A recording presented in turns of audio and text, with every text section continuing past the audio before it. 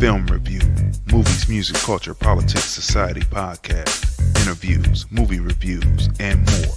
Live Sundays at 5:30 p.m. on Facebook at Crazon Dion. Hey everybody, this is Lunell, the original bad girl of comedy. I'm here at the Link Promenade in beautiful Las Vegas, Nevada, and you're watching the Film Review. Sunday at 5:30. What's going on, y'all? How y'all feeling? This is another great episode of the Film Review. Movies, music, culture, politics, and society. That's right. This is another great episode of the Film Review. Movies, music, culture, politics, and society. We are the husband and wife team. I'm Crazy D. Tracy. And we review movies, music, culture, politics, and society. And do we have a great show for you today? A good show. Really good. You know, it's great. Wanna know why? Because we're celebrating, but we're going to get to that. But the topic, we have a topic for the night. Then we're going to be reviewing Gemini Man. Yeah. Blax Horror 3. That's where we review 4 more horror films that should be in your horror selection for Halloween to watch. Blaxploitation horror films that should be in your repertoire to watch for Halloween. And then of course we have our interview, a segment from our interview with Congressman Joaquin Castro that just happened a few days ago, and that's up on all platforms, the Film Review. And then right afterwards, there's a portion that you have not seen with Stephen Lackey, who is the Senior Development Officer over there at the Culinary Academy of Las Vegas. You're going to see that where he's showing Joaquin Castro, Congressman Joaquin Castro, around the facility and showing how, it works. Then we have the next thing, which is a short film called Guilty. It is a new type of horror film, right? And we're going to be talking about that. And we close off with Raising Dion. That's that Netflix hit, starring my man from Panther, Michael B. Jordan. That's right. Executive producer also.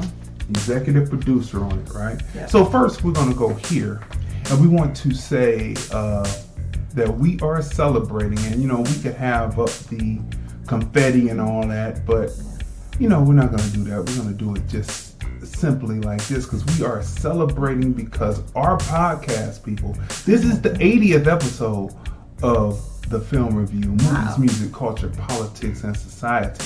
And with that 80th episode comes some development as we constantly move forward to make things happen, right? Yes. We constantly move forward to make things happen. That's what we do. And this is it. You see this, people? That's right. The Film Review is on Spotify and GooglePlay. That's right. You can go right over to Spotify, search the Film Review, movies, music, culture, politics, and society. You can go right over to Google Play and search the Film Review, movies, music, culture, politics, or society, or just to make it short, search TFR Live. That's right, TFR Live Podcast, right? And we will come up and you can watch all of our episodes. We have 80 episodes of the Film Review, movies, music, culture, politics, and society. We're the husband and wife team. I'm the voice of the filmmaker, and my wife is the voice of the critic, right? And so we are celebrating that. That is a milestone, right? 80 episodes, right? You have access to the podcast anytime. That's right. And day or night, listen to it while you're working, while you're exercising. On your smartphone. Yes. On your tablets. Yes. On your iPads. On your computers. On your laptops. Desktops. You name it. You can listen to us at any time, of day or night. Yep. You know, you can listen to us and watch. You know what I mean? And watch us here live first, and then watch us after that, right? So we have to say that we are very pumped about that. We have been working extremely diligently to get this across, to make this happen. By just simply doing something that we love, which is watching films, reviewing music, talking politics, everything. That's right. And just by simply doing what you love to do, we do our thing. Yes. So we want to tell people that you can call in and celebrate with us at 213-943-3358. That's 213-943-3358. And we're going to get started. I'm just doing some populating like I always do. So how was your week? It was really, really great week. You know, finding out about the GooglePlay and the Spotify and great weather. Great weather. Great weather. That's right. It was a great week. Great week. Let me see. What else do I want to say before we get started here? Oh yeah, this is what I want to say. I want to thank all those that have come on to watch us over this time as we expand and do these great episodes. I want to thank all the people who have come on to be interviewed during the time that we have done this, you know, as we expanded to make sure. All those that called up and all those that commented, you know, in the comment section, just everyone. That's right. So we're saying that, and we're giving holler and shout out to you, because you make it happen for us, and that's why we're here on Spotify and all that, right? So let me do this real quick.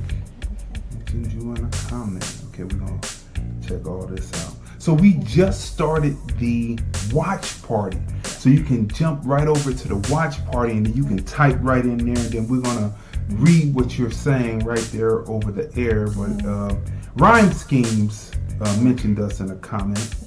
So I'm going to find his comment before we get started, because Rhyme Schemes has definitely been a big supporter. You know, it's like as we support him with his music, he supports us with our endeavors to do what we do here at the Film Review, right? And so we definitely appreciate him. He says, congrats, Crazon Dion. Thank you, sir. Thank you. We appreciate you. Congrats on everything you're doing. That new song you got, you know what I'm saying, is banging. We had that on episode 6 of the Film Review Music Review Show. It anchors the show, and it definitely brings, you know, we mixed it with Chris Brown and other people, Gashi, and we mixed it with that, and that, I mean, it really storms at the end just before No Face Shadow Man comes up. No Face Shadow Man, he anchors it, then No Face Shadow Man closes out the show with his R&B stylings, well, funk stylings on the guitar. So we want to say that we're appreciating everyone who has shown us love and continues to show love to us. And you know, that's what we do here at the Film Review, right? Right, so let me get back to where we are here. All right, so we're over here on the side. Now, we're going with the topic first tonight, people. The topic for tonight is everybody says that there's something after this life, but everyone acts like it isn't. Everybody says that there's something after this life, but everyone acts like it isn't. Now, do you see the difference in what we're saying there, right? Everybody says that there's something after this, but everyone acts as if it isn't, right? What does that mean? What does that exactly mean, right? Everybody is in total agreement that there's something, but then when you're an individual, right, having to act upon something, to change something that's going on, well, then the whole situation seems to change off from being so sure. Mm-hmm. And what do I mean by that?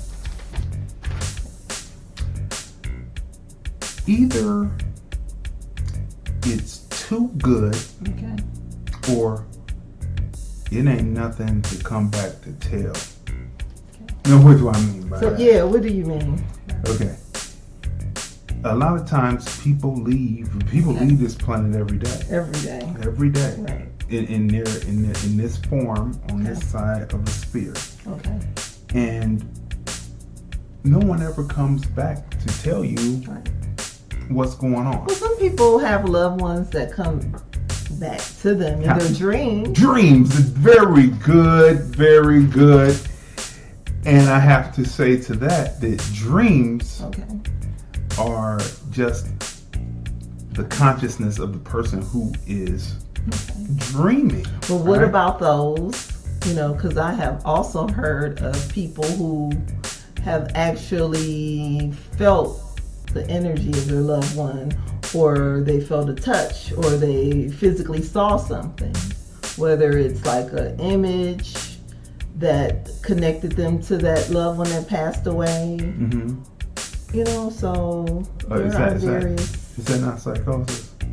When you feel like something is touching you? Well, okay. Well, what about you don't see what it? About when you, for example, we, have heard of, stories of people who have seen like their loved ones. What they seen? So maybe it's in. So you're saying psychosis? So it's in their mind. It's in their mind. It's imagination.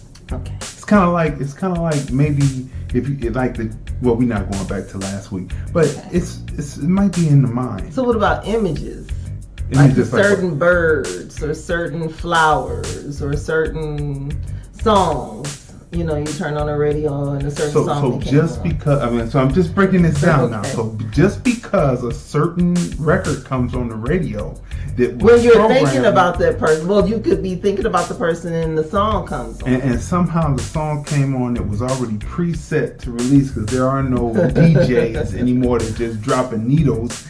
This is a preset situation that's happening, right? So just because this particular song comes on at that moment, right? Then you're thinking about the person, right? It's possible. Or there's a bird or a bee. Could it be a bug? I mean, what about spiders? And if you see a spider on the wall, is that possibly? I'm just if the person's loved one loved spiders, if they had an affinity for spiders, or they collected spiders, or or hey, ladybugs. If it was a person who loved ladybugs. What happens if the ladybugs come, right? And you say, "Oh, that's the ladybugs," but then they get on you and they start biting you. Okay, no. And then what happens then? You know what I mean? Okay, so what? So what I'm saying, so like there used to be a book. I think they programmed us with this, and there was a book called Ibn, and I remember Ibn was being followed by an orange leaf. Oh, okay. See, Ibn didn't have no friends. Okay. But Ibn asked for a friend. Okay. He prayed for a friend, and this leaf was his friend. Kept following him around, but he didn't want to be followed by the leaf. Why is this leaf blowing and coming by me? What does this leaf want? Like, why is this thing following me? And he said, "Go away, leaf, and don't come back." So what happens at the end of the book, for spoilers, it's a spoiler, is that an orange dog comes in the place of the leaf, and Ibn is sad at first, but then the dog is more, what you could consider as a friend, and so then it went off happily ever after until later. until later. Dog years are older than human years, and probably by the time Ibit turned 18, the orange dog, full furry dog, passed away. Okay. Now, if Ibn sees that dog again, was the leaf a psychosis, or seeing the dog after the dog passes on is a psychosis? Okay, so what's your Okay. All right, so this is what I'm saying. It's like this.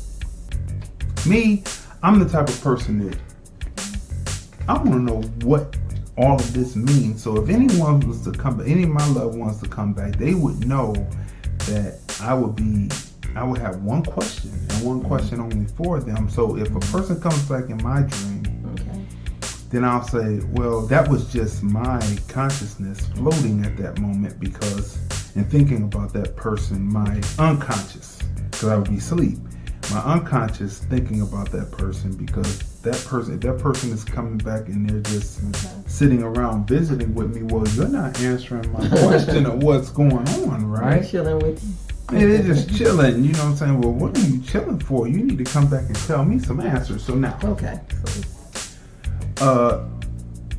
I received a note from, this is why this subject comes up. I received a message from a person, and because a particular important person to the community passed on. And she had left me information, links to watch different people to talk about life after death and things like that. So it's this woman, and she's sitting up there. She's an elderly Caucasian woman, and she's sitting up there talking about life after death. And she says that there's no such thing as hell, right? And really the concept of heaven is not really a real construct too. That's something that she was alluding to that government had made, right? So she was alluding to this, and she was saying that this is what's happening. And really what happens is you're in, let me make sure I got this right. I got it written down. I want to make sure I say the right thing, right? So she says that you're in like stations. I call it stations, where depending on what you knew or what you learned, you go to a particular level in this afterlife. But if you didn't learn what you were supposed to learn, you perpetually go back until you get it wrong. So there is no right or wrong. You're not going to be punished for all the wrong things that you do. And it's going to be a perpetual situation where you're getting to these higher levels till you get to the level you're supposed to be. But if you don't ever get there, you got to go back again. But here's the catch. You don't know that you go back. Which is, I guess you would call that the reincarnation theory, right? She wasn't labeling it, but it's the reincarnation theory, right? And I listened to that, and I said that had to be some of the most unbelievable hogwash that I had ever heard. Now listen. Well, that's kind of, Shirley MacLaine, actress, right? She believed that you reap in the next life what you sow. And she teaches the doctrine of eternal judgment following death. So that was Shirley MacLaine. Okay, so eternal judgment is like you're going to hell. Then if you're doing something wrong. But this woman was saying that, you don't get judged. There is no judgment. You just have to keep on perpetually replaying in a different form, in a new life, continue over and over again. And I'm like, this sounds like some. So let me get this right. Let me put this into perspective of what people can understand, what people could relate to. You're a Caucasian police officer. You kill an innocent black person, and you didn't learn what you needed to learn, and you get off in this life, and then when you die, you don't get any punishment. You just perpetually able to go on and come back and do it again and do it again and do it again and do it again until you get it right. Well, that's the woman's belief. That's the woman's belief. You see what I'm saying? So that would basically put people who have practiced white supremacy and racism, pretty much let them off the hook. Well, I didn't know, well, and so I can perpetually thinking. keep going over Isn't that and wishful going thinking? over. Isn't that's that woman's wishful thinking, right? Which would excuse all of her, ills and maybe wickedness that maybe she's done throughout life, maybe, right? So this is something that maybe she holds on to make her feel better as a human being, and hoping that later, as she moved on in life, as she passed on, that there wouldn't be any repercussion. That's right. Right. So this is just her wishful thinking. Her wishful thinking. But other than that, everybody gets let off the hook for what they do. No. What's this all about? DG just came on. I see that Donald Randell is on. We want to shout out to him. You know what I mean? So look.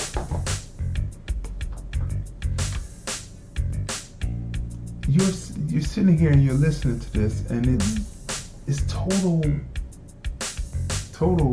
nonsense. So everybody says that there's something after this life, but everyone acts like it is. People are not willing to stand up for issues, because I guess they shot that out of us when they killed Malcolm and Martin. Shot that out of us. Okay. Not all of them. So people don't want to stand, because when it comes time, because it's hard to stand because you know that you will lose your life. But isn't there something after this that's better, that if you do put your life on the line, that you will be in a better place? Except for, that's why I said in the beginning, people have left and people say that there's something after this, but they don't. But either it's too good, or it really ain't nothing after this to talk about, right? So that's the topic, which leads into our next movie, which all of these themes tonight have to do with life, afterlife, and all that. And the next theme is, how do you save yourself from yourself? Right? That's the tagline to the new movie, Gemini Man. Yes. How do you save yourself from yourself? Right? Ongoing theme here tonight. So, Gemini Man, starring Will Smith, right? Yep. Mary Elizabeth Winstead. Yep.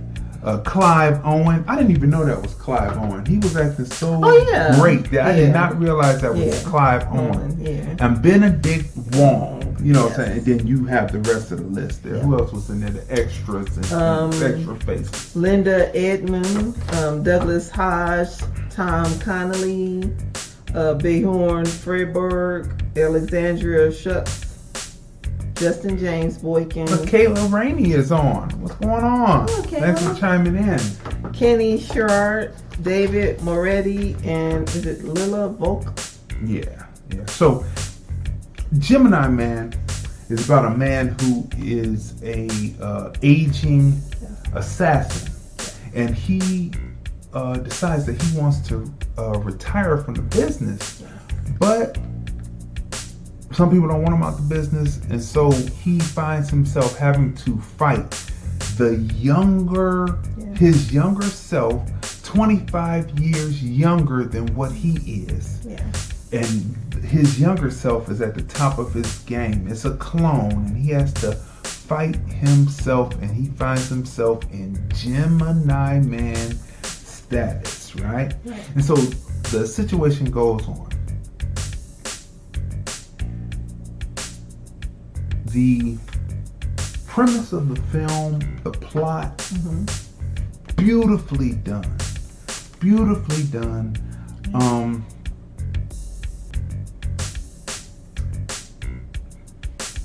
What it really deals with, though, as you extrapolate out and look at it, it's trying to get away from white daddy. That's really what this is about, right? Because here's Will Smith, he's his character, who has worked for this agency, and he has done everything that they ever asked him to do, but he sees that now is his time because maybe he sees something is slipping because he's starting to regret, right? Yeah. And so LaKayla says, "Hey, fam." All right. Hey, fam. So he's saying that he's slipping, so he wants to walk away. So the agency might not want him away. Was he like really too good at his job? He was really too good, and people, and they felt that they really would need him and work him like a workhorse, kind of like Cleveland, Ohio Cavaliers tried to do LeBron James. He was too good. Just work him, don't put the team around him, just work him to death. Okay. So they had kind of like a Cleveland owner mentality, right? Yeah. And at the same time, his clone is finding himself having to get away from White Daddy. So this is what this picture, what the meaning of the picture really is, right? As we look at it, as we go through, just like our first topic, you're looking at trying to break away from the influence and do your own thing. And how do you go about doing your own thing when there is a person or entity that does not want to let you go? Yeah. And that's what this movie is mainly about when you pull back the covers from it. This is what it's about, and it's wrapped within action. How do you become your own individual sovereign person without someone having ownership over you? That's what the movie is about, but it's masked in entertainment and fast action. And the visual effects are like out of this world. Like amazing. I mean, that 3D is like 3D that I've never seen. Now listen. Ever. The plot line and the through line of the story, excellent, beautifully done. It is believable, right? It is. We got to experience it in the Dolby Theater experience, right? Yeah. 3D. Yes. And there's surround sound. I'm looking at the walls, and there's speakers that go all the way around. Seats vibrating. There's speakers above you. Right. The seats, whenever there's an explosion, the seats vibrate. Right. I mean, it really puts you into action. And I can tell you, let me tell you something. This 3D used to be for the shock factor. It used to be just to shock you, to make you see something coming directly at you, and then you're supposed to jump back. But this is not what this 3D is. This 3D is, what's going on to Jerome? I see you chime in. This 3D in Gemini, man, it makes you feel that you're standing right next to Will Smith on the opening scene. I understand now why the director Ang Lee said that it is important that people saw it in 3D because of the technology, the advanced technology that they used to do this film. HFR. We're sitting in the theater with the 3D glasses on and just like literally like moving around as if the explosion and the pieces of metal are like coming towards you. Right. And oh my gosh, the fight scenes. Oh yeah. Amazing. Absolutely. Like you feel like you're literally in the scene and moving out the way so you won't get kicked in the middle of the fight. Right. So. The action in the film of Gemini Man, because the seats are moving, right, because the sounds are, and you are immersed into this movie like no other 3D that you will ever see. Make sure you don't see it in regular. What's going on to Kimberly? I see she chimed in. Hey, Kimberly. Don't see it in regular HD. Don't see it. You have to see this film in 3D. That's the only way that you're going to get the effect of what you're looking at. Like crystal clear visually, like now beautiful. No. The crystal clear clarity to me is good. I love the technology, but there is a problem with that crystal clear clarity because film has grain, right? Okay. And this film doesn't have any grain in it whatsoever, right? You see the skin, like everything in the particles. But film, seeing a movie, maybe movie is moving away from. Okay. Remember when we interviewed Nick Leisure? Okay. And he talked about how he shot through the he had the not DSLR, but he had video cameras. Okay. And he was shooting through the flicker DSLR lens to try to give it more of a film feel. Right.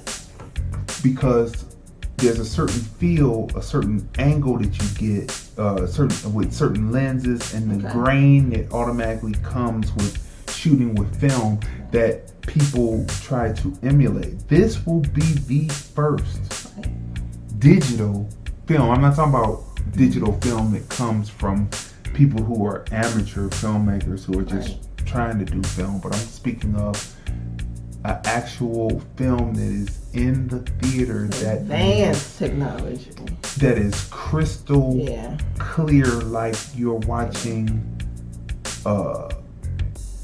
beyond it looks like the first original 1080p, and I don't mean that as a slight, but you remember how when you first got your first 1080p camera and you were shooting with it, and then you would put it up, especially Sony, and you would put it up on the screen, and you would look at it and say, look at how clear this is, right? But that was what separated digital video away from actual film, right? Or high 8, right? Was that the grain wasn't there and it was criticized. This will be the first film that looks like it's moving into the next era where grain will not be necessary to make a film seem like it's a film. And so this is moving into a new era where your DSLR or your 1080p or your 4K camera, you won't have to manipulate lenses. You just want to have the clearest image possible to be able to pull off what you see in Gemini, man, which I don't know if that's a good thing. Well, it's a good thing. They did it. They did it in, like I said, HFR, which is high frame rate in 3D. And of course, if anybody that's going to move us forward in technology, it's going to be the king of action films, Will Smith, right? That's true. And then, come on now, of the ladies. If there's anybody you want to see up close in HFR rate 3D, it's going to be Will Smith, right? So I don't think the women in the audience, there wasn't any complaints, right? And people were just amazed at just all of the action and the sound and just the visual, and it was beautiful. You know, the visual, all of that was good, but it was as a filmmaker looking at it, and you know, looking at it, I just have to get rid of the fact that you need grain to have a film that's going to be a blockbuster. Right. Every film, like when we go in there, I say, look at how they made that digital look like film by having the grain. Don't I comment like that? And I say how beautiful that is. That they have that effect in there to make it look. But this was like original 1080p, which is not a bad thing. I'm not putting it down like the quality was low. The quality was high, and it's like how you look at it and how when people shoot videos, they didn't realize or make film with their video cameras or their DSLRs that you needed the grain to represent actually being a true film. Well, you know what, and we spoke about it before. I'm wondering if this is, you know how we will see a film in the theater, right? And then you see it later on television, whether it's cable or well, it's all on cable, right? Yeah, it's all But whether it's Netflix or whether it's like one of the film channels. Well, it's all smart TV. It's smart TV. Sometimes it'll look slightly different, or, you know, so maybe this right here that we're seeing is specifically a theater experience. And when it's moved over maybe to. I don't know. I So think you think it'll this. still I be- think this is the. You don't think it's because it was in 3D? I think this is 2019, and I Okay. think that the new era has come, Okay. and that what made film before, we're moving into a new era. Right. And they definitely did. Going it. into Which is- 2020, Right. we're moving into a new era where another piece of what I would say the canon of making films has fallen away. Yeah. The grain Okay. to simulate having grain in film is no longer necessary, and it has finally fallen away. How about what they did with the younger version of him? Like that was amazing. Now here's a true fact about the film. Okay. The film was written back in 1997, and the young film writer is from New Jersey, right? And he graduated from film school, from the arts, high school of the arts in New Jersey. I think it's Newark, New Jersey. And all of his friends had went out to Hollywood. Okay. And like soldiers after a war, they all came home defeated, right? But he waited, and what happened was he was working at a movie theater, I think, and he was able to pass the script, and his script passed on, and it passed on to different people until it got to someone, a producer in Hollywood. The producer called them, saw so much in it because it was a spec script called Gemini Man. He saw so much in it that he paid for him to come out on his own dime, put him up, got him agent at UTA, and they shot the film. This was in 97, and he thought for sure that the film was coming out in 98. So they had two sets of actors because they was trying to figure out how they were going to make this film, realistic. Because in 97 the CGI isn't like it is now, today, right? So at first they said maybe we'll try two actors first, right? So they had what's the guy, Mel Gibson. Oh, they had okay. Mel Gibson and a person that kind of looked like him, and they spent money trying to do that. It didn't work, and so 98 passed, and then 99, 2000, 2001, 2002. It moves on. They even tried Disney. It got over to Disney. Disney bought the rights to the film, and they had tested Clint Eastwood. Oh, right, and they were trying to see if they could use the CGI. They spent $8 million with Clint Eastwood trying to figure out if they could make him look young. Right? It passed on. It passed on. It passed on. Right? So then it finally moved over to Skydance. Oh, That's the production company, Okay. right? It moved over to Skydance. Okay. Right? Who's over there? Devon Rainey chiming in. Hey, Devon. So it moved over finally. Then it came to him. Hey, Day. Came over to Sky Okay. Dance, and there's Ang Lee there, right? And the guy since he had been successful in Hollywood, he had moved over to writing animation scripts like Shrek. Right.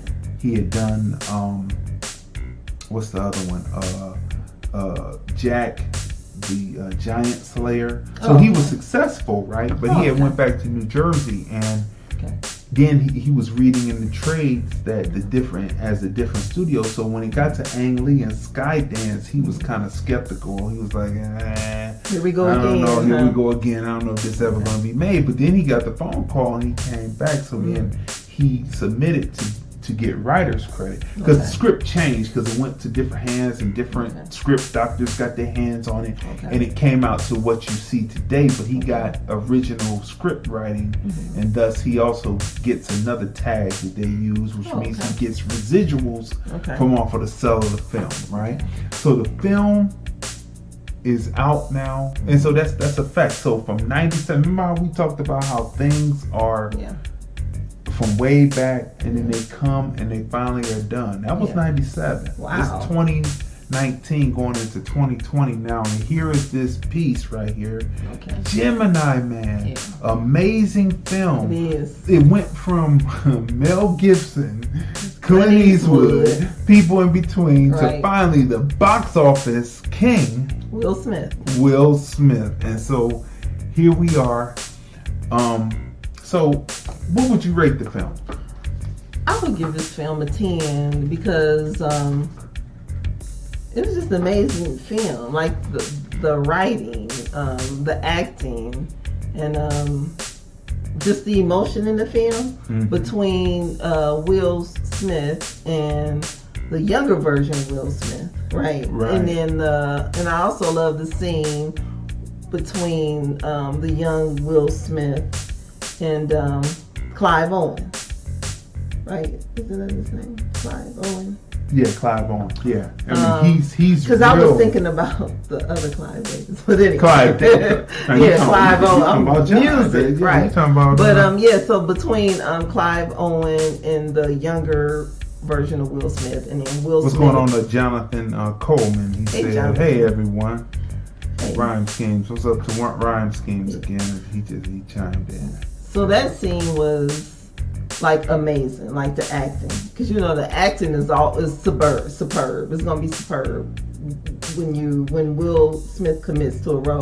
When Will Smith, you get 100%. Like you do. So the writing was excellent. The acting was excellent. We already spoke about the visual effects, Right. the 3D visual, just beautiful.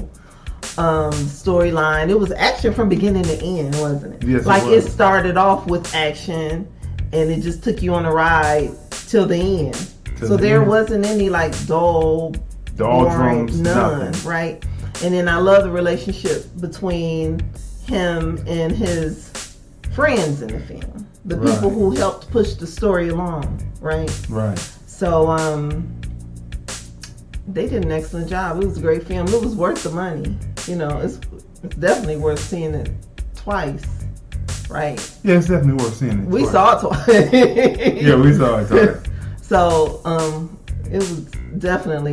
I would give it a 10, an A+. A plus, plus. Yes. Plus. Yes. So I'm like, finally an action film, because I can't think of. Have we seen any? Good action films this season. Yeah, like this one was really good. It was an action film blockbuster all in one. It was good For the summer, yeah, that's right. No, the Spider-Man joint, we talked about that. That was disappointing. The cartoon was really good, but but that was the year before. Oh, was it? Oh, right? God. Yeah. So, okay. The live action It didn't traveling deliver. across the lands or whatever the name it was. Yeah, that one didn't deliver. The Spider-Man Far From Home it was didn't called. deliver. But this Will Smith Gemini Man definitely delivered. Definitely delivered. Yeah. No doubt about that. Okay, people. So my rating on it, I give Gemini Man a 10, but make sure that you see it in one of those new fangled Adobe. Remember when THS was it, right? Oh, yeah. And all that. But now this Dolby Theater with the with what's that technology again? But see it in 3D. HFR. Make High sure that frame you see rate. it. That's right, high frame rate. Make sure that you see this film because you will enjoy yourself. Disappointed at You all. will not be disappointed. And Will Smith delivers. He emotes on the screen. Yep.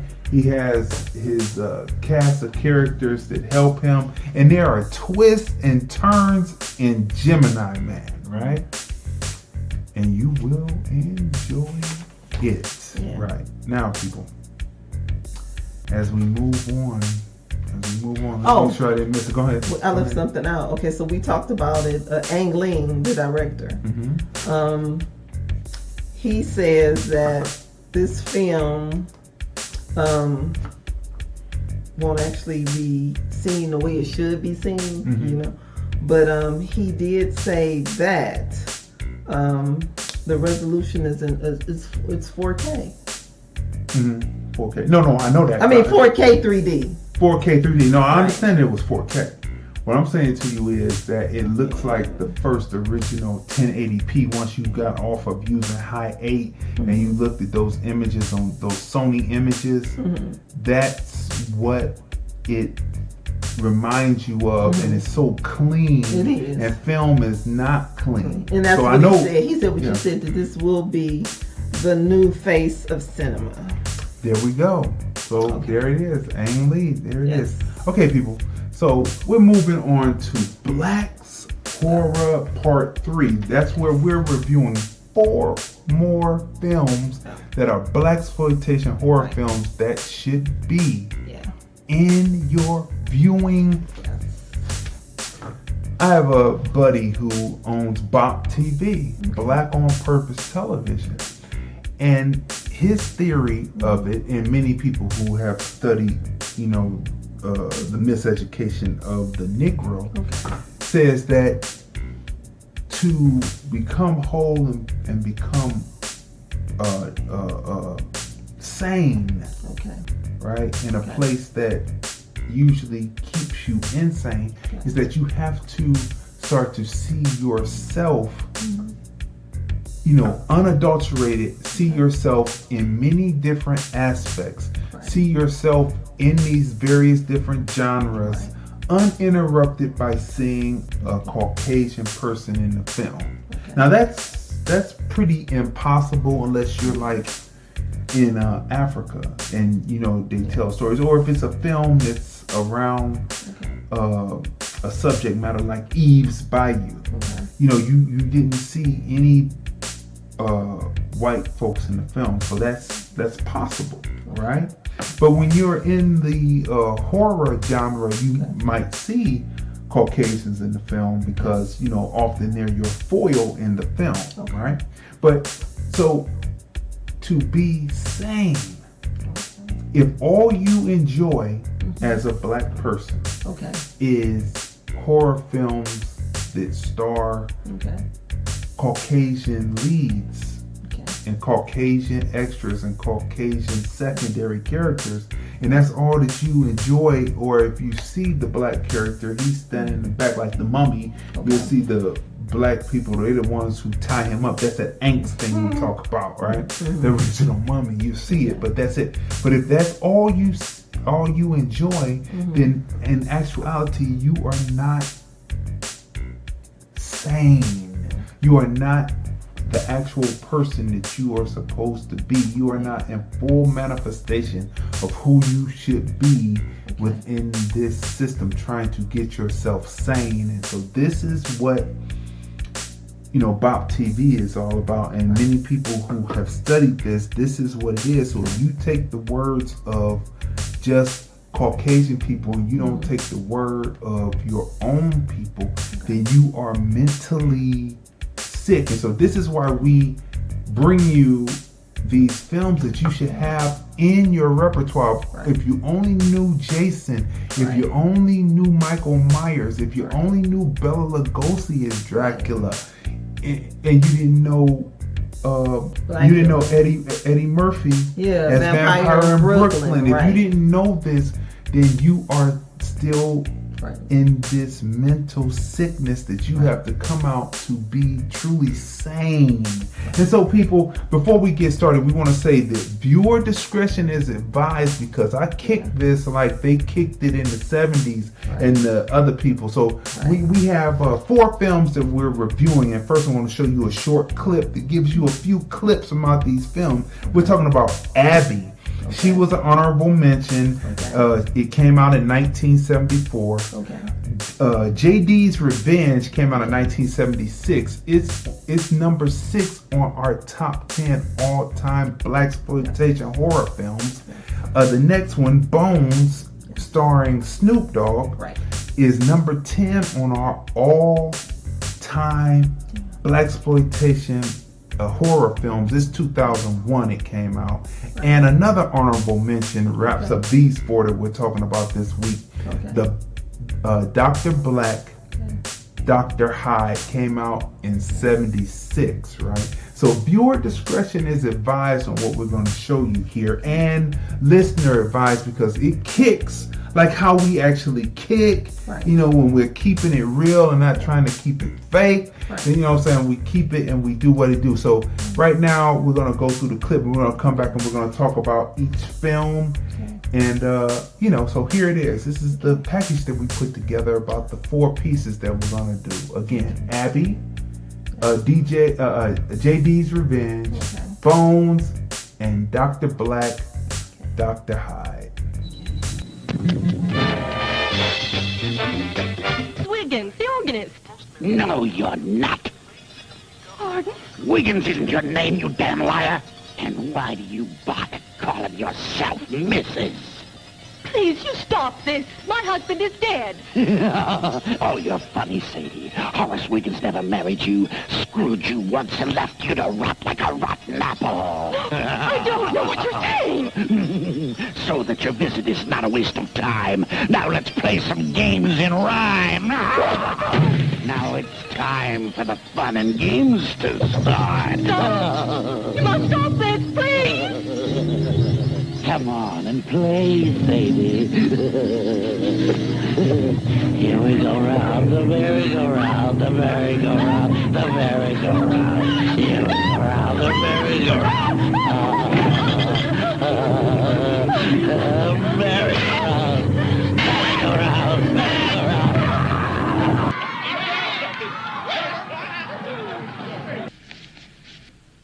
You gotta leave? Where you going, sugar? I got business to take care of.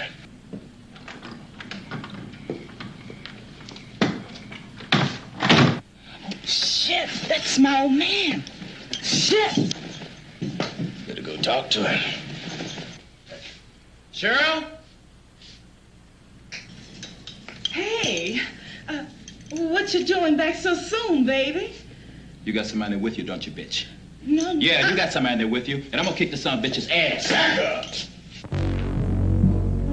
Yeah, that's right. I fucked your woman. Sucker. Motherfucker, I'm gonna kill you. I'm gonna rip your ass apart. Come on. This nigga's crazy. I'm the craziest nigga you ever gonna meet.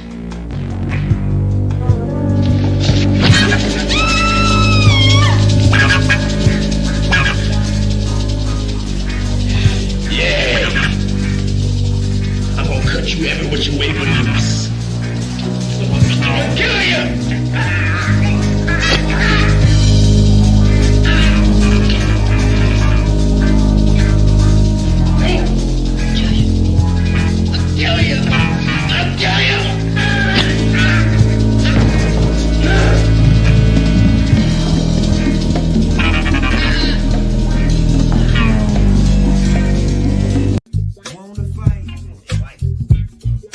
Snowflake!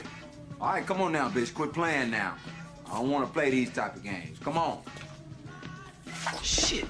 Almost broke. The fuck?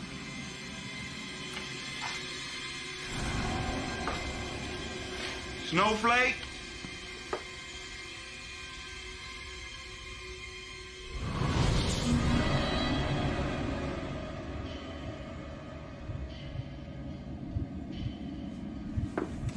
All right, motherfucker. Y'all want to do this shit?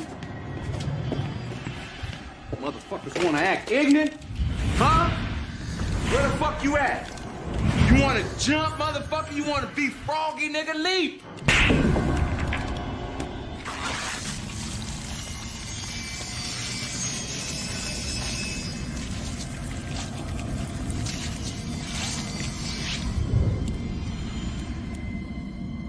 Jimmy Bones, is that you? We killed you, motherfucker, and buried your ass in nothing but your bitch's bloody rags. Now I can count the holes in your motherfucking chest.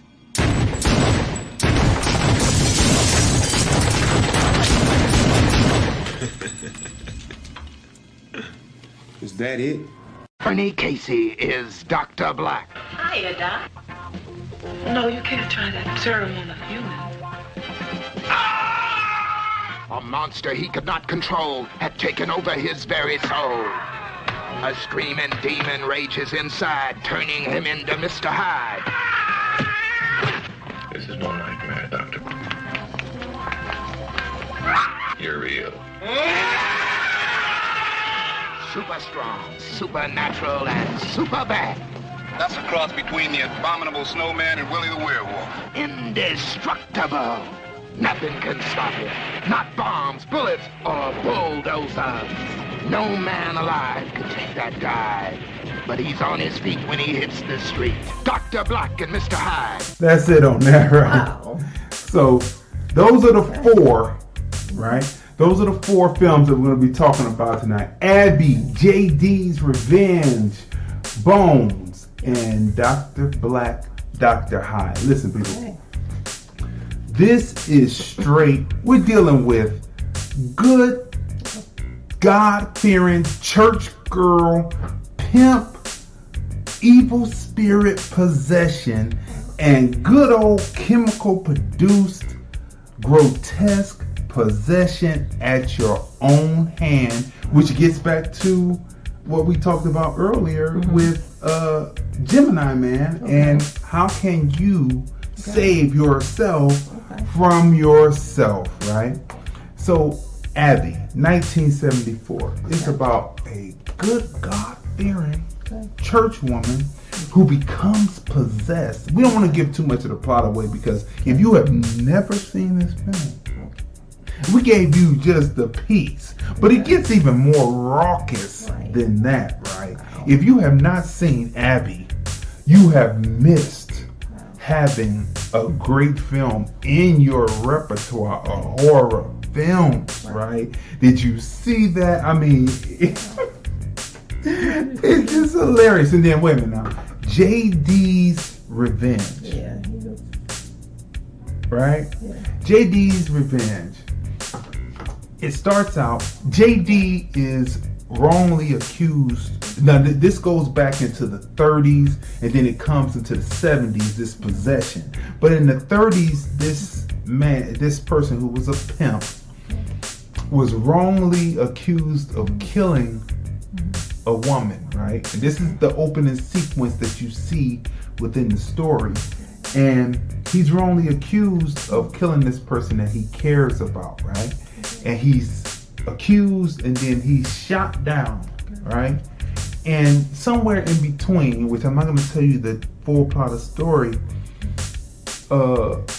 Glenn Thurman gets possessed by JD, and JD exacts revenge. And in between time, it's all kinds of mayhem that takes place, even to the point where even some innocents may feel the wrath of JD's revenge. Great movie. Yeah. Bones. Oh, let's go back to JD's revenge. Go ahead. Some of you may know Glenn Turner. Turman. Yeah. From A Different World. That's right.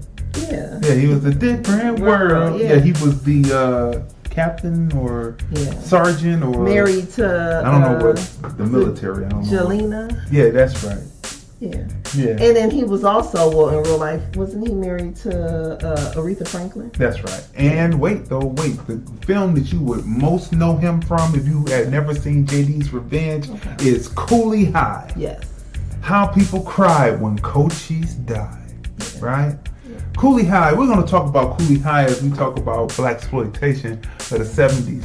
Great film, Cooley High, and that opened up his history, right? But JD's Revenge. If you have never seen this film, first of all, what I like about the 70s is that the women love themselves from head to toe. Right? And they were confident to be on screen like they were. That's what's lacking today. People don't have the confidence. They talk about body shaming and all that, but really the confidence is not there. And that's why we find ourselves in what we're in today. I believe that's just my opinion. But JD's Revenge now. Excellent film. Bones. Starring Snoop Dogg and Pam Grier, right? Yeah. Snoop Dogg is his character is a pimp, and he is set up, right? I'll say that. I'm not gonna give too much of the story away. And it's him and Pam Grier, and he's set up, and he comes back to get his revenge, which is kind of, except for he doesn't wait 30 years and body someone else. He comes back as himself, and you have to watch the film to see how that happens. Yeah. But as you see, that scene with him taking the switchblade and cutting through the pool table and the blood coming through the pool table, that is incredible cinema still today. That should be in your repertoire, right? And Snoop's acting was amazing. It was convincing. Just like Glenn Turman and JD's Revenge. Like the acting was realistic. I mean, it was superb. It was realistic. Even guy who actually passed, the guy who was talking about that and got his guns and shot at Snoop. I can't think of his name right now, but he was a comedian.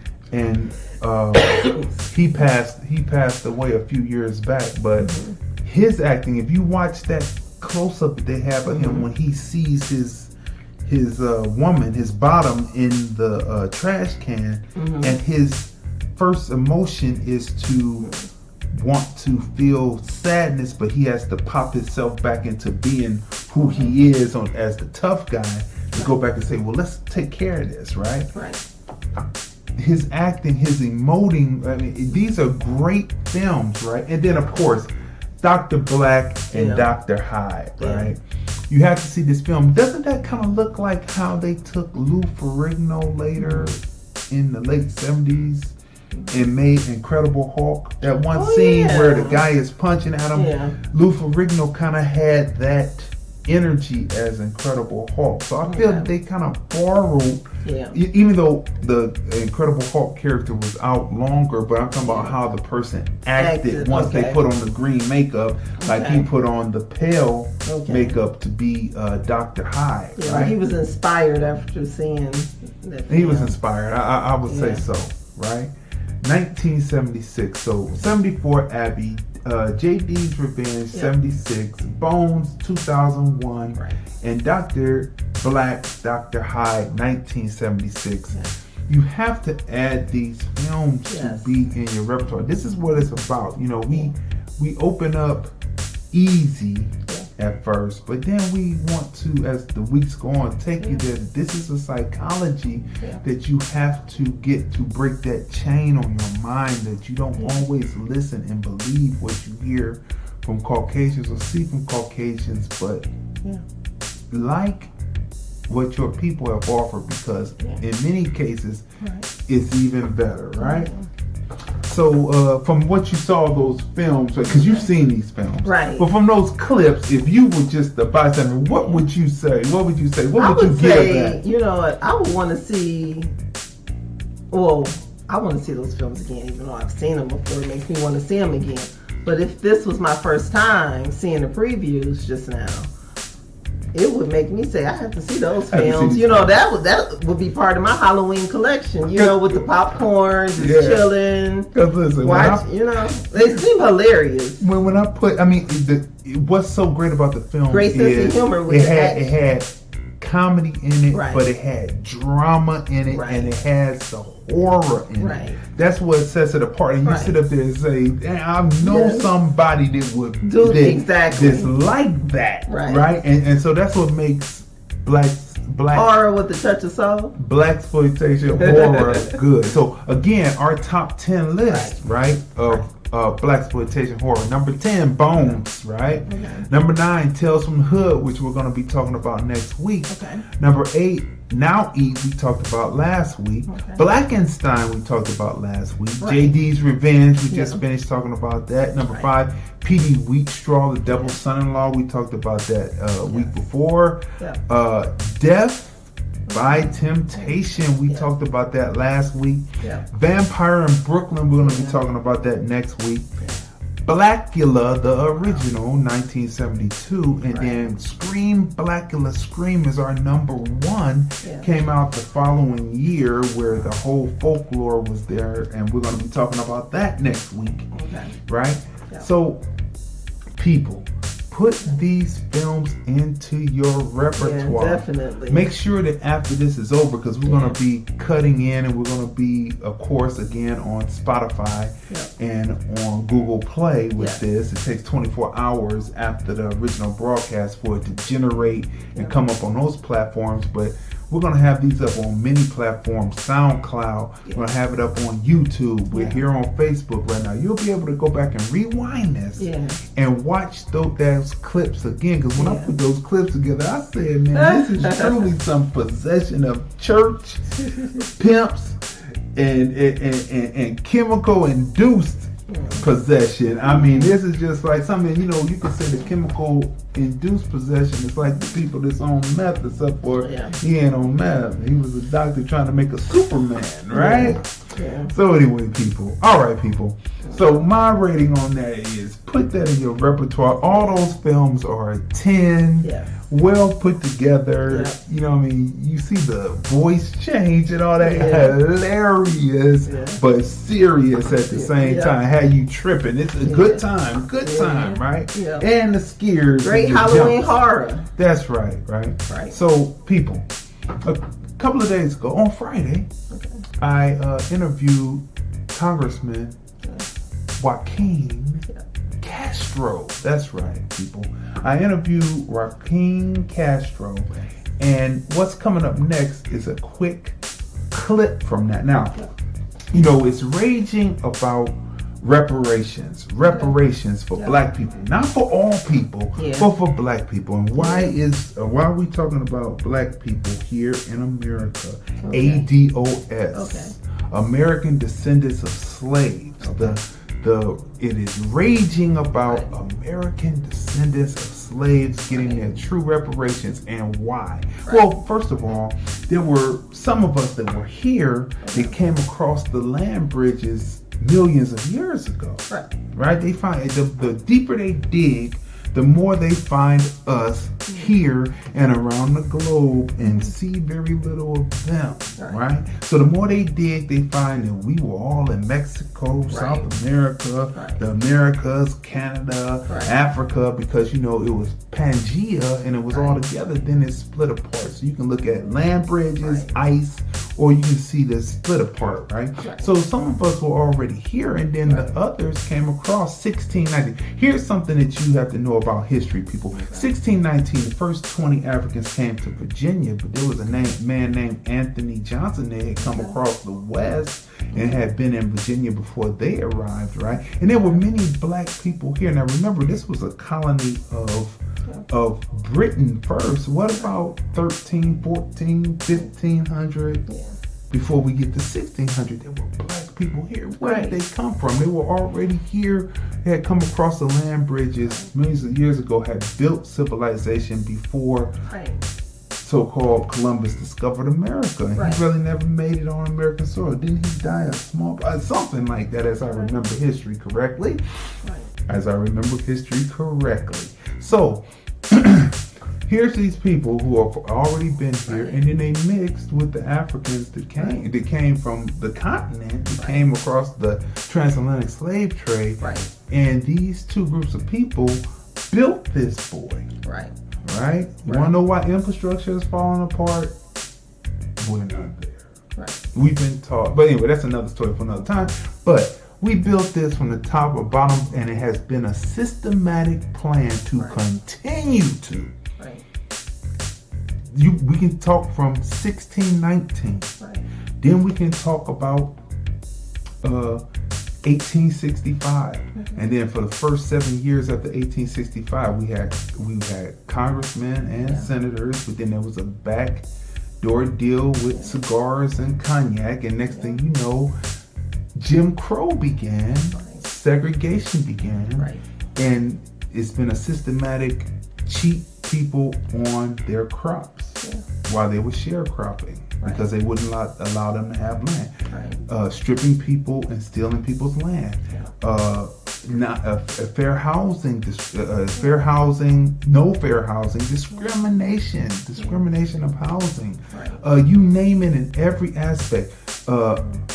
People put their families back together again, and then in the 1920s and 30s, the welfare system came about, and they walked in and started stripping people, taking people's families away. The men would get lynched, the women would be put in insane asylums, and the kids would be put into the orphanage to do work. What?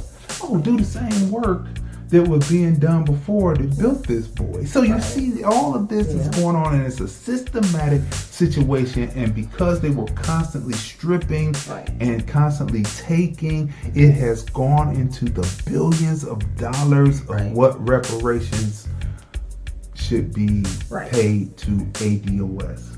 So that's just a nutshell of what it is. You know what I'm saying? I'm not going to, because there's more people who are more educated on than me, but just looking at the nadir and what happened in between that 100 years from 1865 to 1965, from the first Civil Rights Act to the Civil Rights Act that led to the Voting Rights Act first, Civil Rights Act 64, Voting Rights Act 65, 68 Fair Housing Act, right? And how even during that time in the 60s all the way up to today, they have found ways to make housing not fair and to make black people seem like they tear down the neighborhoods, when in actuality, when they leave the neighborhoods, they steal the money. I talk about that on the Black Ice Chronicles episode. But anyway, people, not to be long-winded, so where this clip comes in, I did not ask Joaquin about reparations because he probably wouldn't know, because if you watch the full interview, he talks about Mexican American civil rights.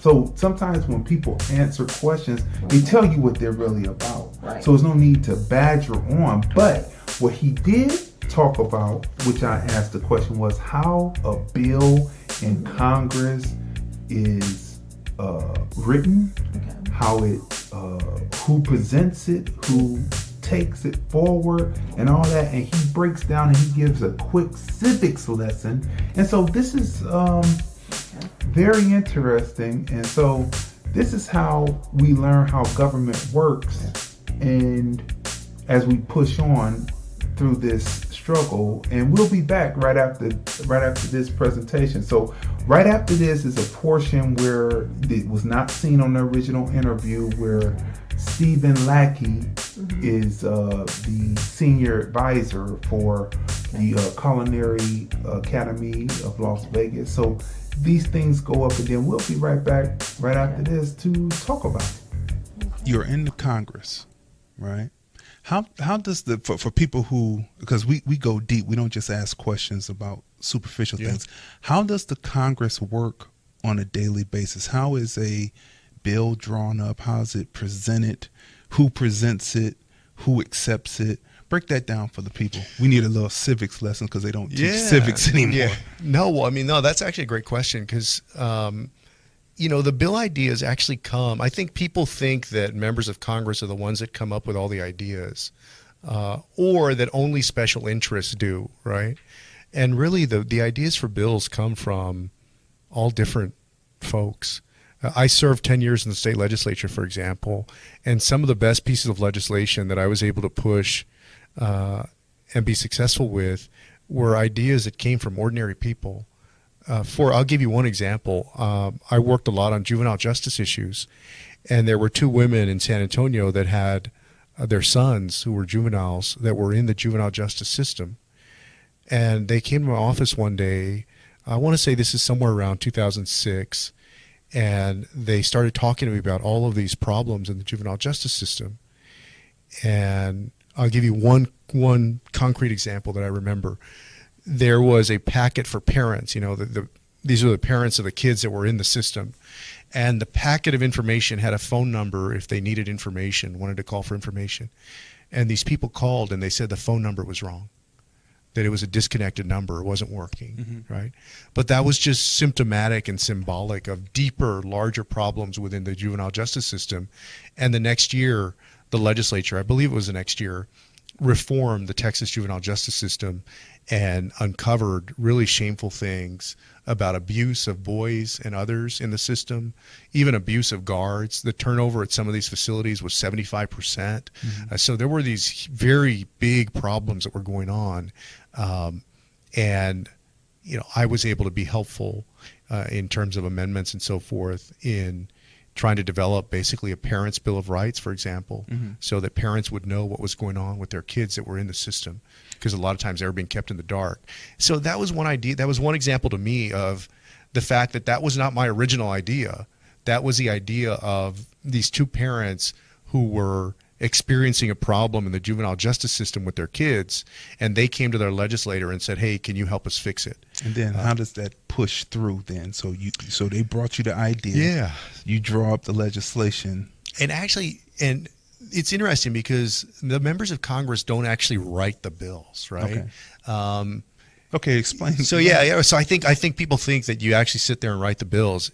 Actually, if each of us did that, the legal code would look like completely like a circus, right? Okay. It would make no sense at all. So there's actually what's called a legislative council of attorneys that, you know, you tell them, hey, this is my idea.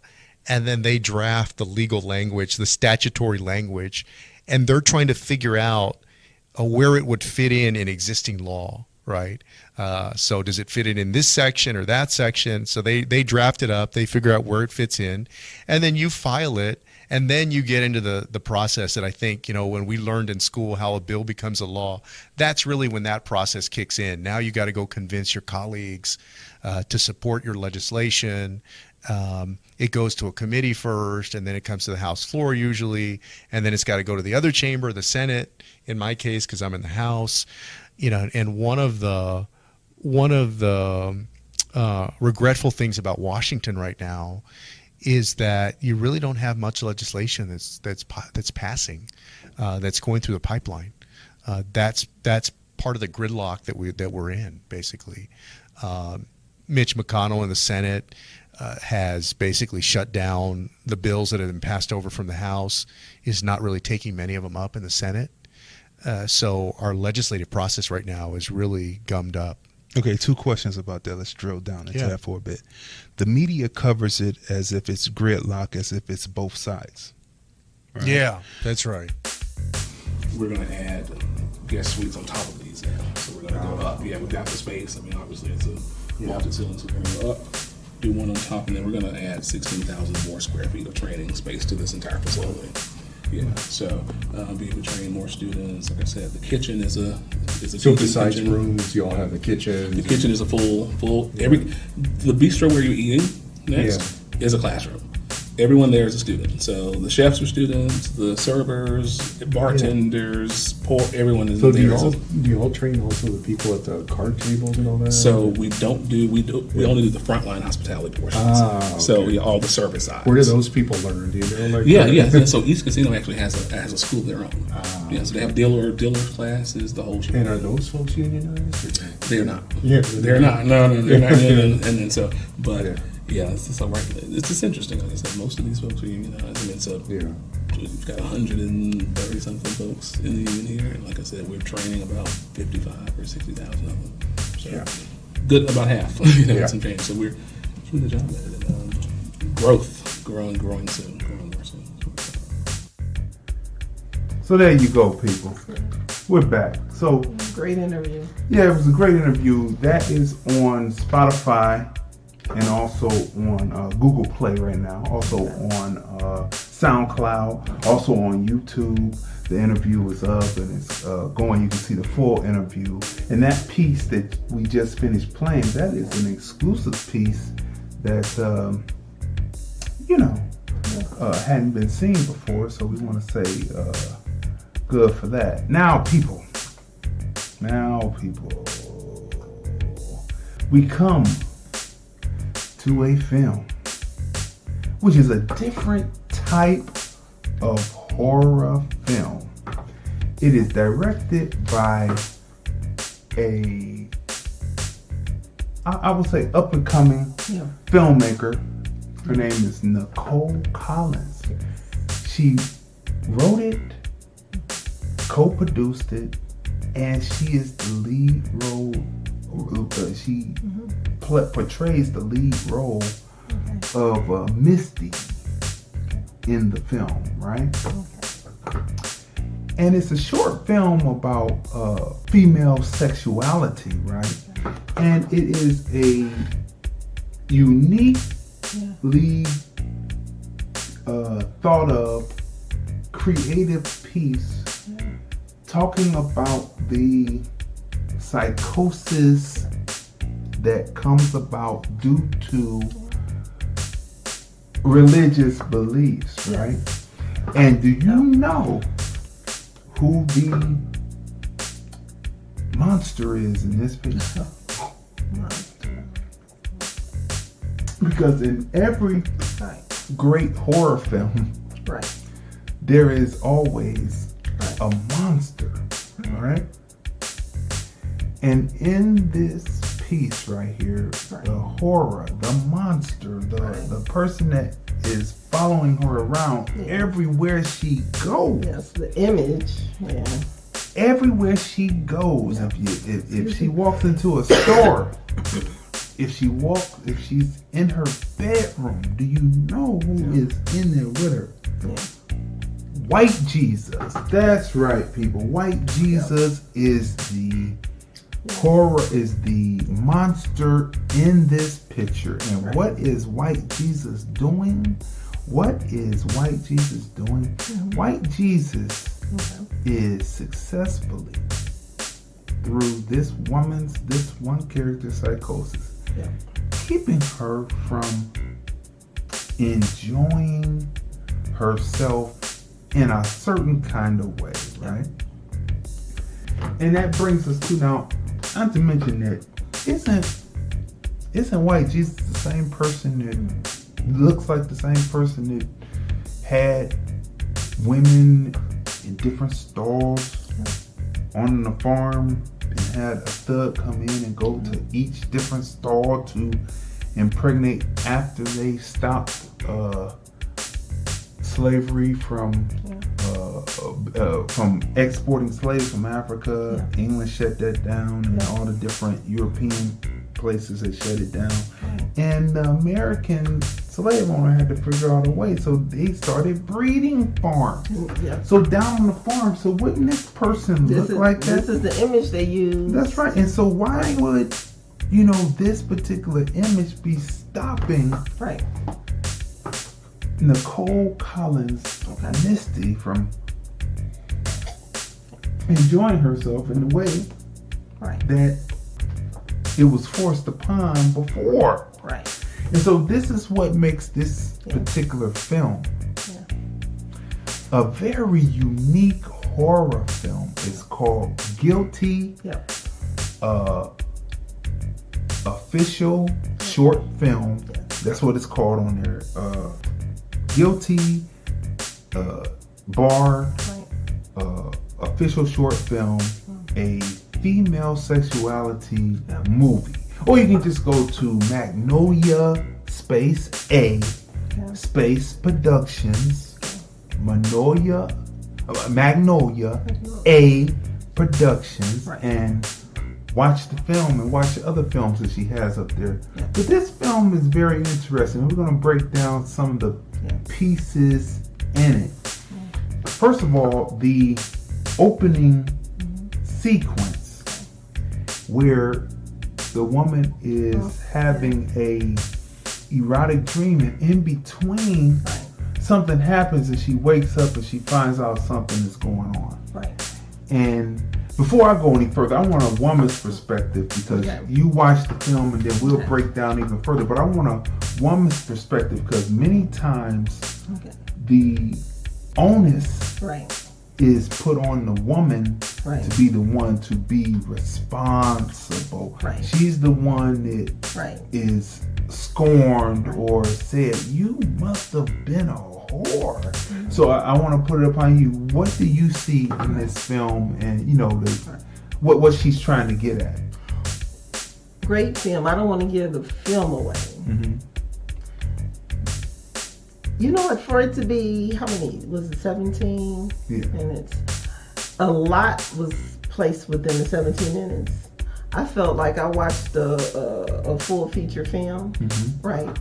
The story of this character and what she went through, or should I say, like her journey, her fight to be fully human, right? Okay, go ahead. And what I appreciated about the film is the girlfriends aspect, the conversation between her and her friends. That was a and beautifully her friends, shot scene. you know, all three of them, and then the one-on-one conversation between her and her roommate as well, right? Beautifully shot, great dialogue, and it was nuanced because why the friend was the way she was and why she was telling her to do what she did. It's revealed to you so smoothly. It was nuanced. It's excellent. So as a woman, like the guilt, again, you have to see the film. I don't want to give anything away, right? So growing up is this is something that you have been told, right? In your family, your church community, and all based on, like you said, we can go back as far as slavery, right? And what was used to control the slaves, and the image that was used to control the slave. Fast forward, the same image used to control women, sexuality today, right? So just well done, right? Well done. And then I love the horror aspect to it. That's right. Right? Because we're covering horror films. So the frightening aspect of it and how it's just tied into the woman's sexual freedom, right?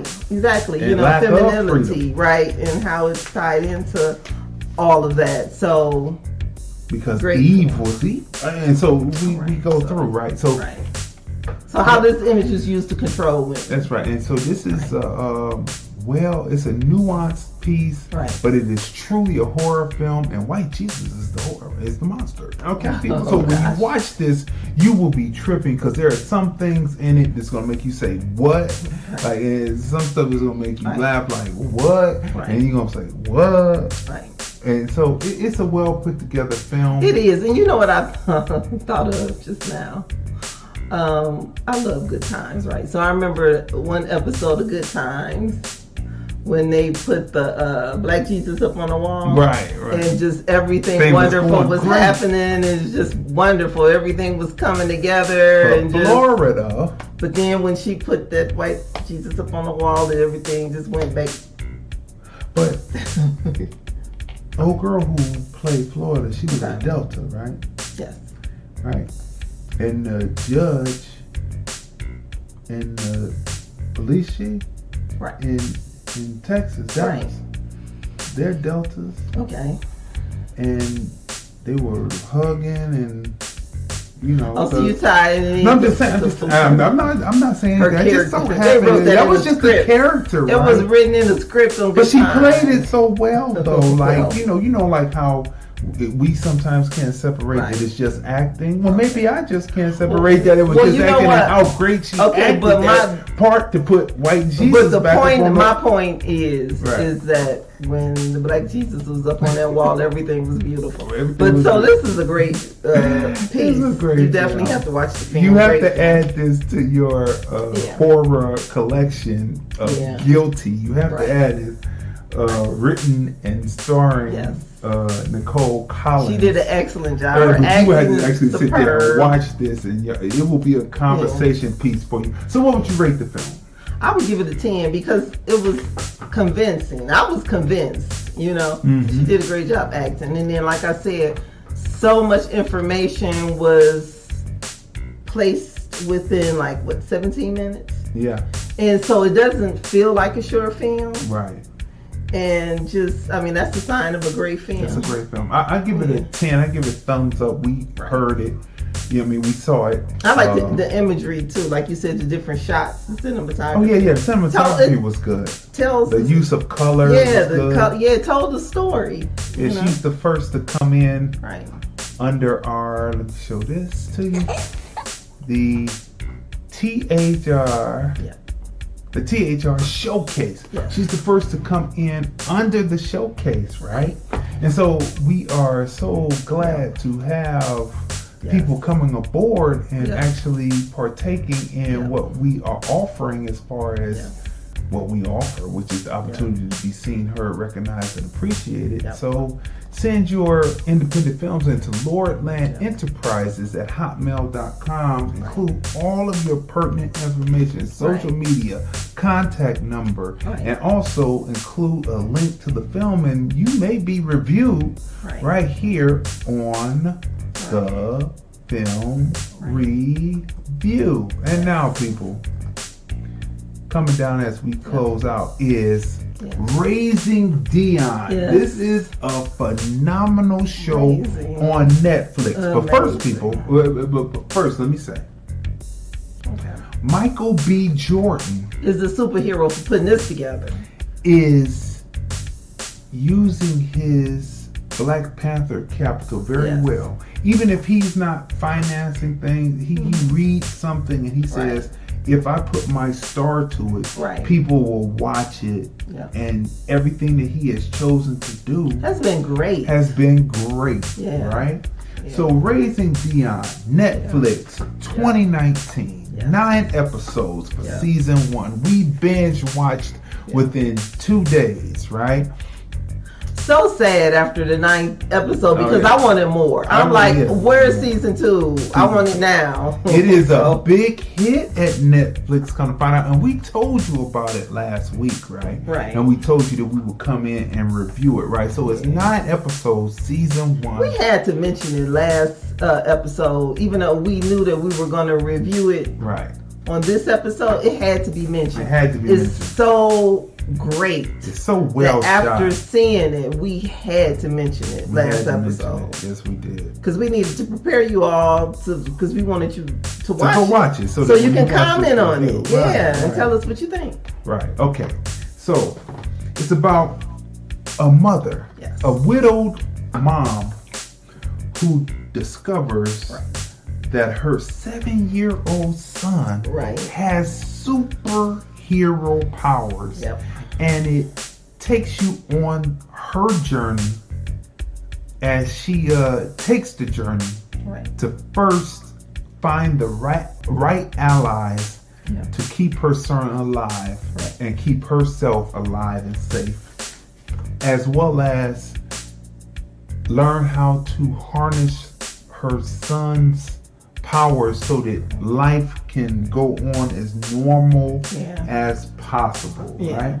And so this is what the premise of the film is about, right? And we're gonna go through the cast members real quick, right? Nicole Reese is played by Alicia Wainwright. Mark is Michael B. Jordan. Dion, Pat is Jason Ritter. Now you know Jason Ritter, right?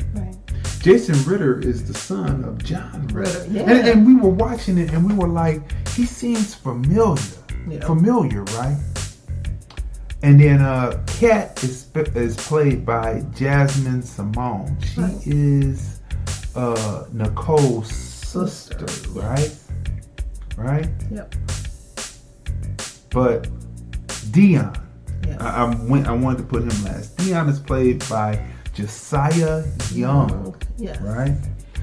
I had to put him last because this guy here, this young dude here, he can act. He can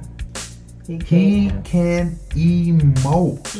See, acting is about in acting stage, it's about your bombasticness and your movement. It's not just saying lines in front of the screen. Being able to hit your mark. But on camera, in film, on television, in film in particular, because each episode is like a film.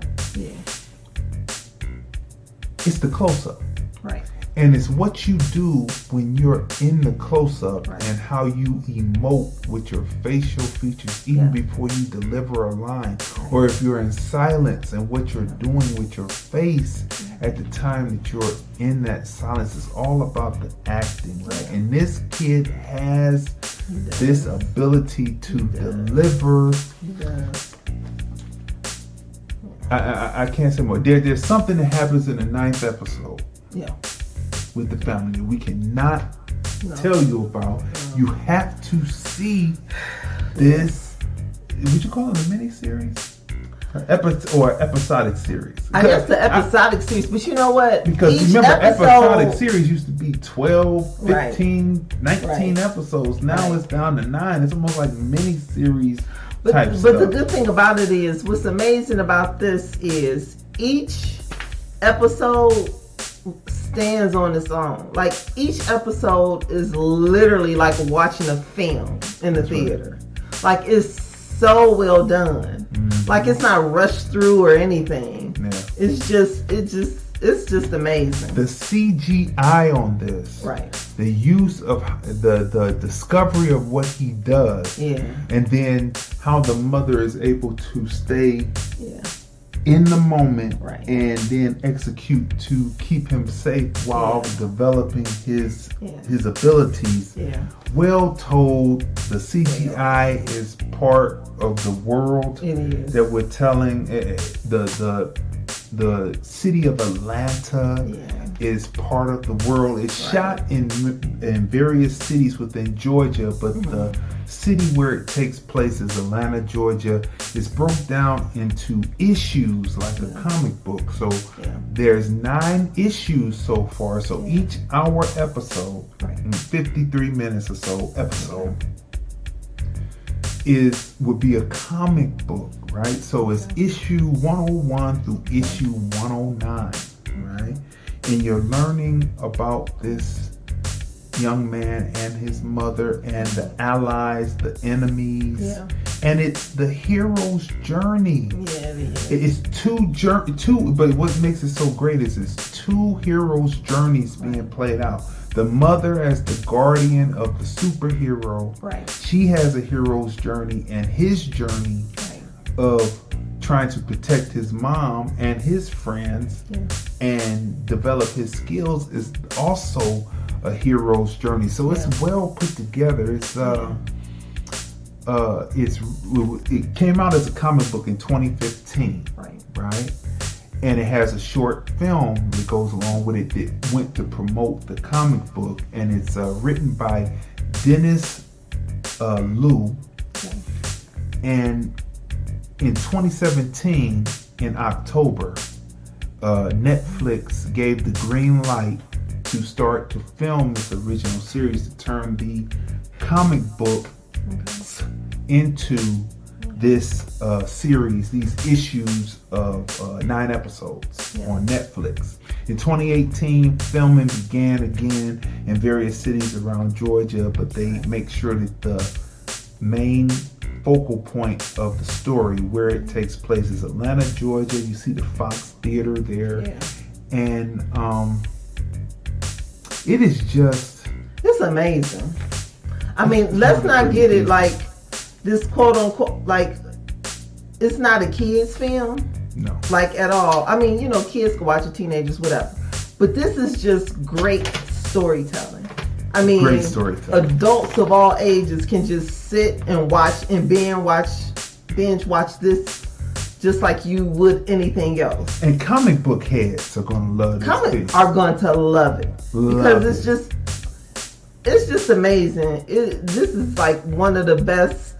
This is the best film that I've seen on Netflix. That's right. I've seen a lot of good films, and we reviewed a lot of good films. But this is the best. This is the best. And it's well written. Well written. And each episode, you're excited and you look forward to finding out how he continues to learn more about himself and like his power, which power is going to be revealed, how he's going to deal with it, how his mom's going to deal with it, like just the entire like world, like and the just different the different negative stuff. What's the terminology? Filmmaker. So you got me stumped there for a minute. I mean, like the antagonist. Yes, the different antagonists and like what's gonna happen, you know. Right. And then it takes you on a ride because it's twists and turns. And I don't want to give anything away, so I'm not going to give anything away. But the acting is superb. Everyone is on their A game. I'm convinced, like, that this is this child's mother in real life. Yeah. And that Michael B. Jordan could be the father. Mm-hmm. Because the emotion, a great match, and like the energy that all three of them have together. And like you said, it seems for real. And like you said, in the face, the emoting, the closeness, you can tell that they like really bonded while making this film. The cinematography, the way that they show you the city, how they use the Fox Theater to tell her story. Right. We don't want to give any of it away. We want to see the CGI, like I told you before, the through line of the story and the plot that is based on the context of the story, the context that they put the story in, based in Atlanta, widowed mother, the way that they tell you the story of the father and how all of this came about, beautifully done, to how she became widowed, how they first met, everybody's backstory, yes, everyone's backstory is told beautifully done, the people who come in who are secondary characters, they have backstory, right. It's just plain believable. That's right. It is plain believable. So, Raising Dion. If you have not seen this on Netflix, you need to run. Not walk. You need to run to your television.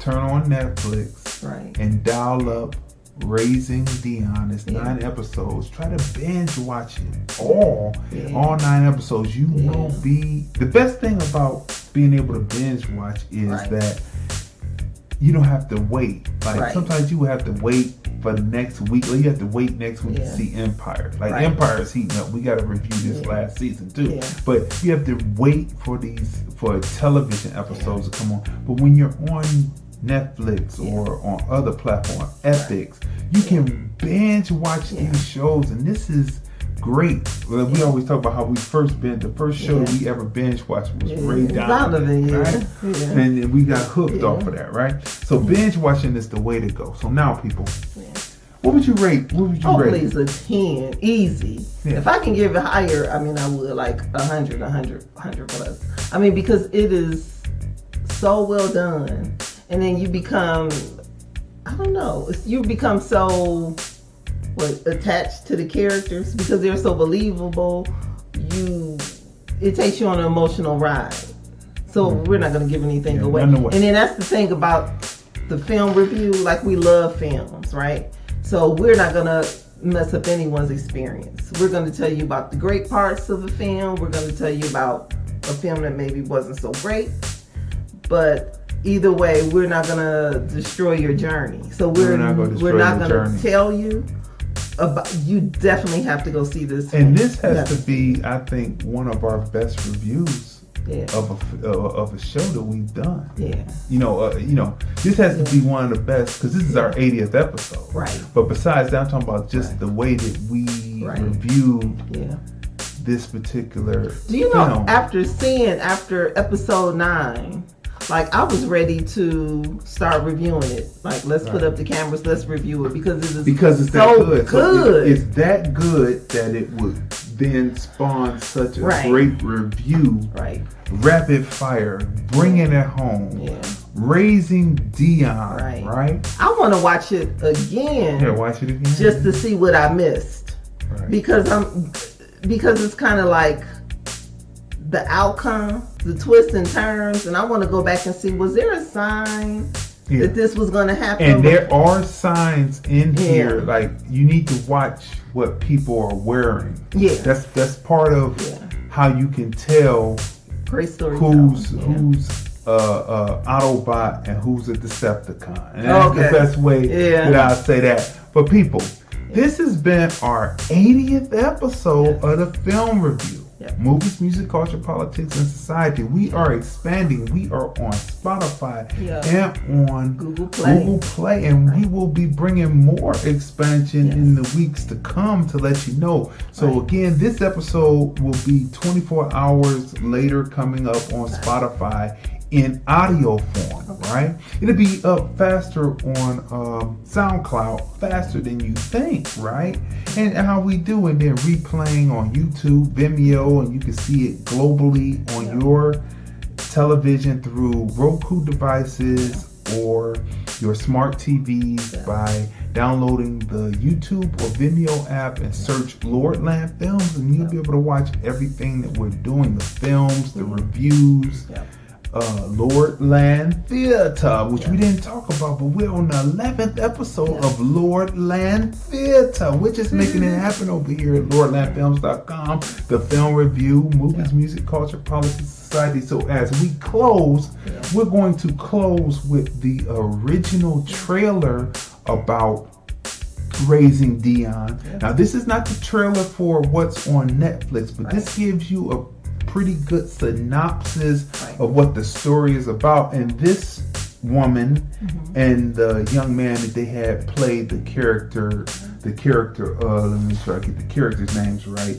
Oh God, I don't have it in front of me. I can't believe it. Nicole Reese and Dion, right? Nicole Reese and Dion. They do an excellent job in this trailer for the comic book. So you can tell, and the CGI in here is good, so you can tell what, and think of the CGI a million times greater on the episodes on Netflix. So as we close, we're going to end with the trailer, but this has been another robust, great episode of the film review, movies, music, culture, politics, and society. We are the husband and wife team. I am the voice of the filmmaker. My wife is the voice of the critic. I'm Crazy D. Tracy. And we review movies, music, culture, politics, society. And ladies and gentlemen, as I set this up, we will see you next time on the film review. Have you ever wondered what it's like to raise a superhero? Put it back, right now. How do you give him a normal childhood? No. Good job, bring it up. Bring it up. How do you protect him from the world? Here, Dion. Dion, I'm not playing. Well, let me tell you how I raised my son, Dion. There we go. You ready to eat it? Fruit, something, First, never take your eyes off of him. His powers can be unpredictable. Dion, put the iPad back. How did you know? This is day number 1 of filming Dion do things that boggle the mind. I needed a sidekick to help me film. And for me, it was my late husband's best friend, Pat. Go scare Pat. Jesus. Oh, man. Keeping track of him won't be easy. Dion, you better not be naked out there again. Because he's always going to be thinking one step ahead. How come my poop isn't invisible? How come your poop isn't invisible? Dion, that's disgusting. The right children's books won't exist, so you'll need to get creative. I drew a rule book called When Do I Use My Powers? Now life quickly gets difficult. You have no idea what he'll grow up to be. 3. Oh my God. Watch out! You will be toasted. Now you will die. Dion, put that down. So give him positive role models. Talk like this, because then you'll be incredibly cool. That was pretty good. No using your powers in public. Dion. Make sure no one tries to hurt him. And believe that you can do it. Come on, Pat. Because the most important thing about raising a superhero is learning how to become one first.